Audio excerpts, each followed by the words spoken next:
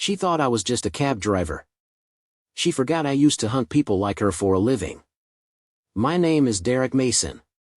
15 years ago, I walked away from war zones, double agents, and black sites. I chose love over duty. Peace over violence. But when I found a burner phone in my wife's closet, everything came rushing back. The ghost had to rise again. And this time, it's personal.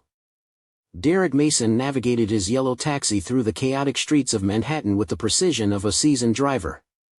His hands, though weathered by years of experience, gripped the steering wheel loosely, steering the vehicle with ease. As the taxi weaved through traffic, avoiding delivery trucks and luxury sedans alike, Derek appeared as just another face in the endless stream of New York cab drivers. But underneath the surface of this mundane routine, Derek was anything but ordinary. At 42, Derek had perfected the art of invisibility.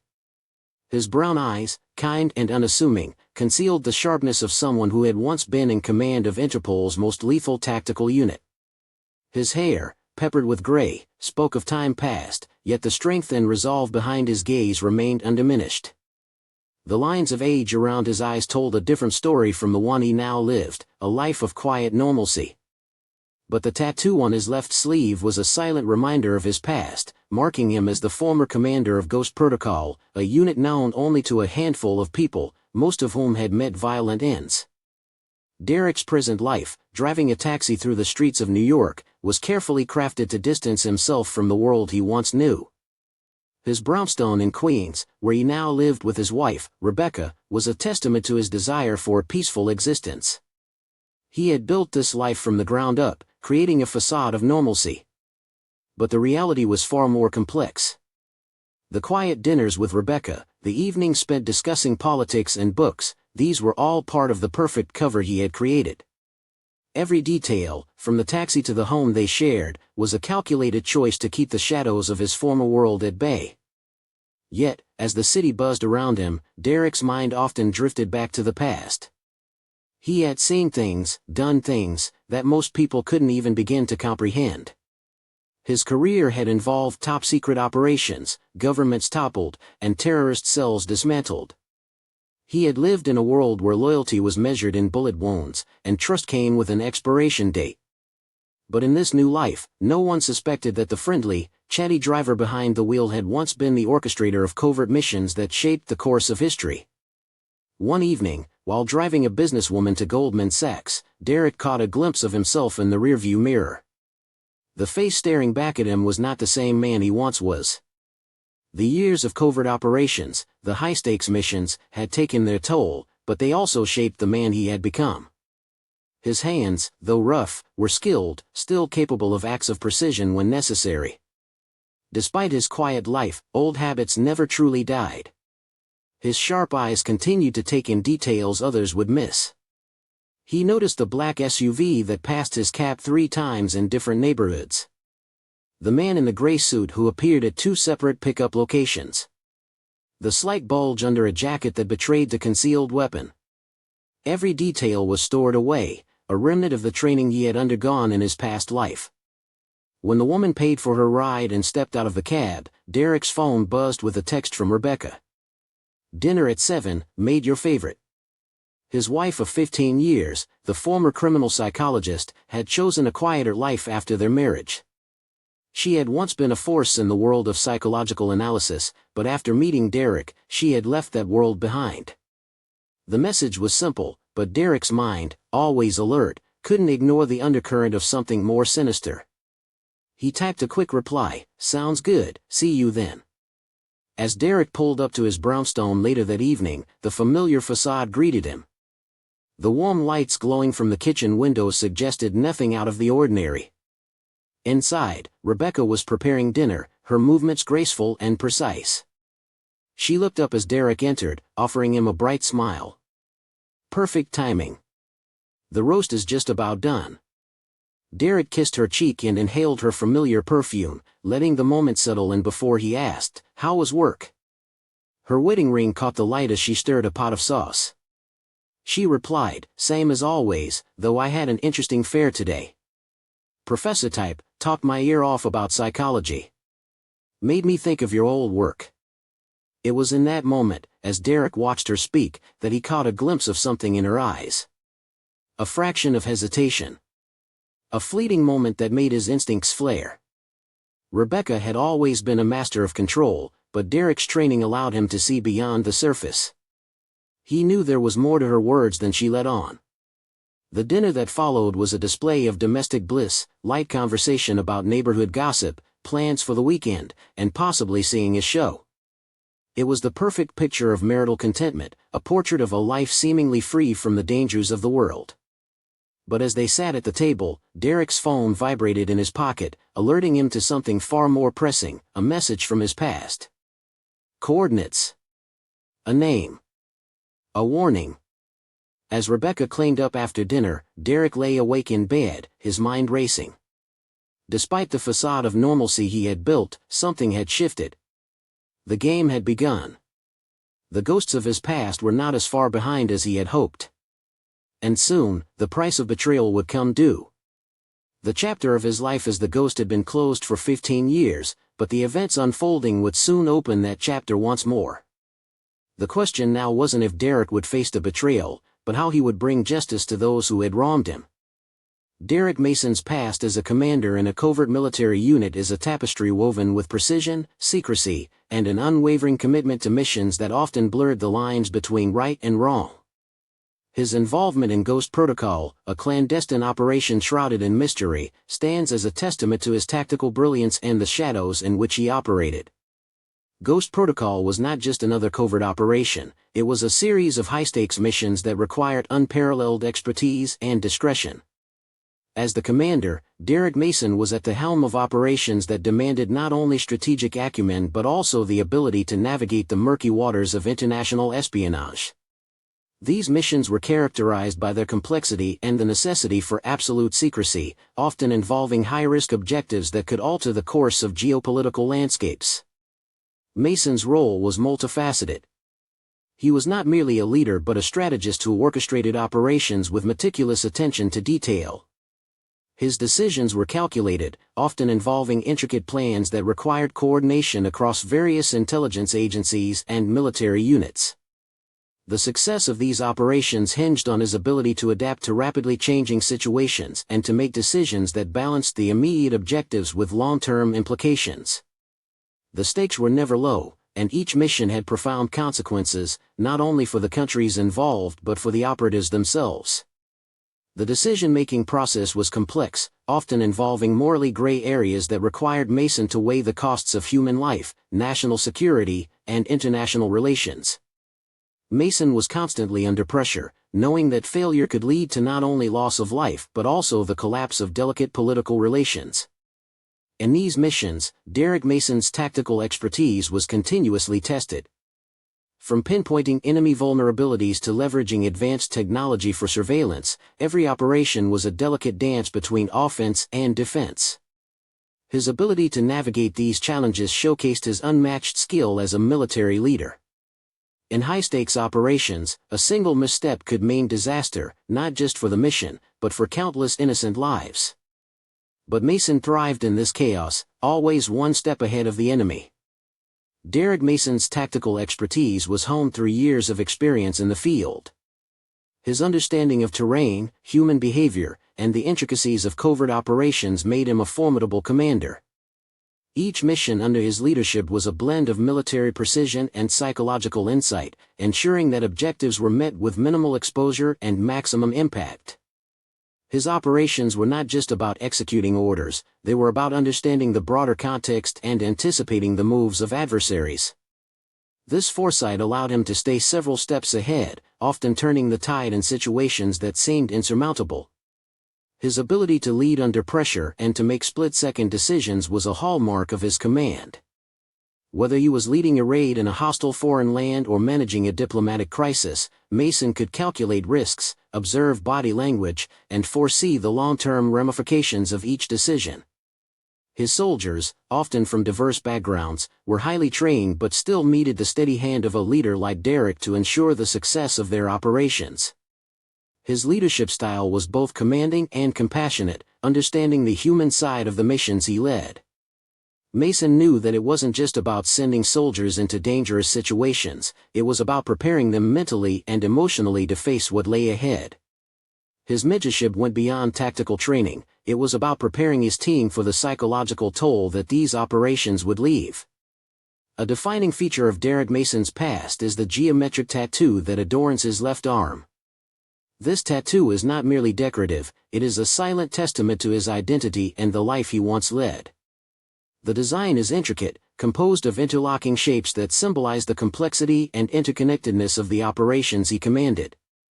The tattoo serves as a personal reminder of the sacrifices made and the lives touched by the missions he led. It is a mark of honor, worn not with pride but with a solemn acknowledgement of the weight it carries. For Mason, the tattoo is a connection to a past that continues to influence his present, a constant reminder of the man he was and the commander he became. The geometric design is not something that can be understood at a glance.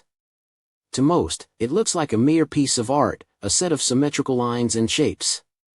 But to those few who understand its significance, it is a marker of elite status, a badge of honor earned in the deepest shadows of international covert operations. Each section of the tattoo represents a specific mission, a different chapter in Mason's life, marking the dangerous, pivotal moments of his career. The tattoo was not given, it was earned. And for Derek, it was a permanent reminder of the moral sacrifices made, of friends lost, of lives taken, and of the secrets that continued to haunt him. Leaving behind the world of covert operations was not a decision Derek Mason made lightly.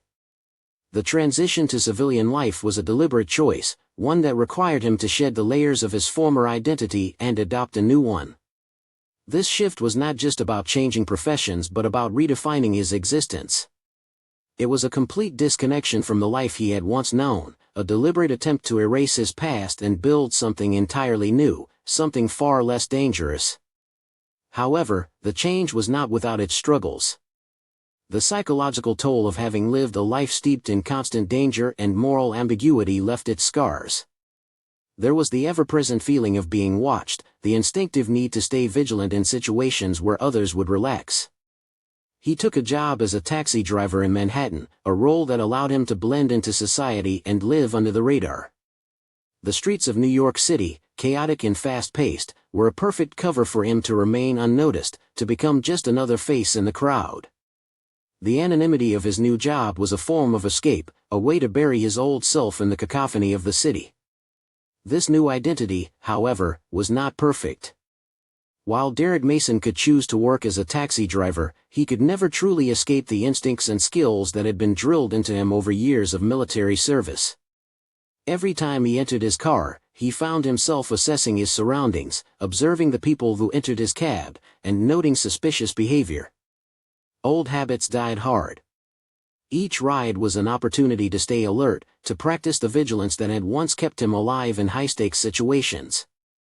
In his quiet brownstone in Queens, the echoes of his past lingered. The modest home, far from the glamorous world he had once inhabited, was a carefully constructed haven. Each piece of furniture, every small detail in the decor, was chosen for its simplicity and its ability to blend into suburban life. It was his attempt to shut out the world of covert operations, to create a sense of normalcy where there had been none. But while the walls of his home may have concealed the chaos of his past, the shadows of that life would occasionally resurface. His days as a taxi driver provided a semblance of peace, but Mason knew that he was not truly free. The past had a way of finding its way back to him. And with Rebecca's secret actions unfolding behind the scenes, Derek's world would soon unravel, forcing him to confront the ghosts he thought he had buried forever. Derek Mason's transition to civilian life was not as smooth as it appeared on the surface. He had carefully crafted an identity that blended with the ordinary, but the weight of his past would always be with him. The tattoo, hidden beneath his sleeve, was the final reminder that Derek Mason, the real Derek Mason, could never truly escape who he had been. Rebecca Mason had always been someone who could read people as easily as flipping through the pages of a book. With a career rooted in the study of criminal psychology, she had honed a unique set of skills that allowed her to understand the darker sides of human nature. Her job was not just to understand the criminal mind, it was to predict and manipulate behavior to achieve desired outcomes. This made her an expert in control, a skill she would use to weave her plans against Derek, her husband of 15 years. Rebecca's career in criminal psychology shaped her worldview in profound ways. She had spent years studying the complexities of human behavior, particularly what drove people to commit crimes. Unlike others in her field, Rebecca didn't just study theories, she applied them in real-world situations. Over the years, she had built a reputation for her ability to assess individuals with chilling accuracy, breaking down their mental states with just a few simple observations. Her expertise made her an invaluable asset in criminal investigations, often called upon to profile suspects and predict their next moves. She understood the psychology of power, control, and vulnerability. These skills would soon translate into a more personal and dangerous application, as Rebecca began using her psychological expertise not to solve crimes, but to manipulate the most important person in her life, Derek. Rebecca's training gave her the perfect tools to undermine Derek. She could manipulate situations, control his emotions, and, ultimately, bend him to her will. Her understanding of human emotions allowed her to expertly hide her true intentions, leading Derek to believe that their life was stable and secure. This allowed her to maintain the facade of a perfect marriage, all while orchestrating a plot that would change Derek's life forever. Rebecca's psychological manipulation was subtle but effective. Over the years, she learned how to exploit Derek's vulnerabilities. She would play the role of the devoted wife, comforting him when he was down and always offering the support he needed. But beneath this caring exterior was a mind calculating each and every step of her plan.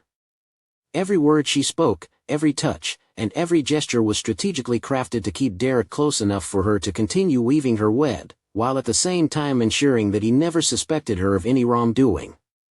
Behind the closed doors of their home, Rebecca's professional demeanor was hiding a darker truth.